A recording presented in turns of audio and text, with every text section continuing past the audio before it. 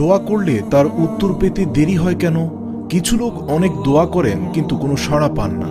তারা দীর্ঘকাল ধরে চাইতেই থাকেন কিন্তু কোনো ফল পান না।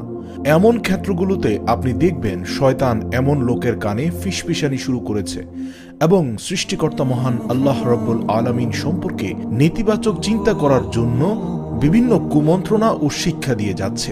আসুন এই বিষয়ের উত্তর আজ জেনে নেব। আলোর পথ। প্রশংসা একমাত্র আল্লাহ সুবহানাহু ওয়া তাআলার জন্য। প্রথমত, যে ব্যক্তির ক্ষেত্রে এটা ঘটে তার বিশ্বাস করা উচিত যে দোয়া করার পরও সাড়া না পাওয়ার মাঝে একটি কারণ ও বিশাল এক প্রজ্ঞা লুকিয়ে আছে। আল্লাহ সুবহানাহু ওয়া তাআলা সার্বভৌমত্বের মালিক এবং কেউই তার দয়াকে থামিয়ে দিতে বা ক্ষমতাকে নস্যাৎ করতে পারে না। তিনি দয়া করে কাউকে কিছু দিতে চাইলে বা ন্যায় বিচার করে কাউকে দিতে না চাইলে তার ইচ্ছাকে প্রভাবিত করে এমন কোনো শক্তি বা সত্তা নেই। আমরা তার বান্দা আর আমাদের সাথে তাই করেন যা তিনি পছন্দ করেন। সূরা আল কাসাসের ৬৮ নং আয়াতে আল্লাহ বলেন, আর তোমাদের প্রভু যা ইচ্ছা ও পছন্দ তাই সৃষ্টি করেন। এতে তাদের কোনো পছন্দের অবকাশ নেই। কোন যুক্তিতে একজন কর্মচারী মালিককে তার প্রাপ্য সম্মান না করেই নিজের পাওনা পুরোটাই দাবি করতে পারে? অবাধ্যতা নয় আনুগত্য, ভুলে যাওয়া নয় স্মরণ, অকৃতজ্ঞতা নয় ধন্যবাদ পাওয়াটাই তার অধিকার। আপনি যদি নিজের দিকে তাকান আর দেখেন কিভাবে নিজ দায়িত্ব পালন করছেন, তবে নিজেকে খুবই নগণ্য মনে হবে।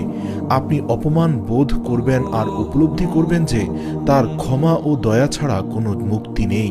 তাই সৃষ্টিকর্তা ও বিধায়ক আল্লাহর দাস হিসাবে নিজেকে রাখুন। এবার আসুন দ্বিতীয় পয়েন্টে। আল্লাহ মহাজ্ঞানী। তিনি কারণ ছাড়া কাউকে কিছু দেন বা দেওয়া থেকে ফেরান না। আপনি কোনো কিছুর দিকে তাকিয়ে সেটাকে খুব ভালো ভাবতে পারেন, কিন্তু তার জ্ঞানে এটা আবশ্যক নয়। একজন ডাক্তার এমন কিছু করতে পারেন যা আপনার কাছে যন্ত্রণাদায়ক মনে হবে, যদিও তা রোগীর সর্বোচ্চ স্বার্থেই করা হয়ে থাকে। এ বিষয়ে একটি কোরআনের আয়াত বলতে চাই, সূরা নাহলের ৬০ নং আয়াত। আর আল্লাহই সর্বোচ্চ জ্ঞানের অধিকারী। এই আয়াত দ্বারা সুস্পষ্টভাবে বোঝা যায় আপাত দৃষ্টিতে দোয়াটি কবুল হয়নি, ঠিক আছে, কিন্তু এর দ্বারা আপনি অধিক কল্যাণ পেয়ে গেলেন, যা হয়তো আপনি সাময়িক সময়ের জন্য বুঝতে পারবো না। তৃতীয় পয়েন্টটি হচ্ছে, ব্যক্তি যা চায় তার প্রত্যেকটি তাকে দেয়া হলে তা তার জন্য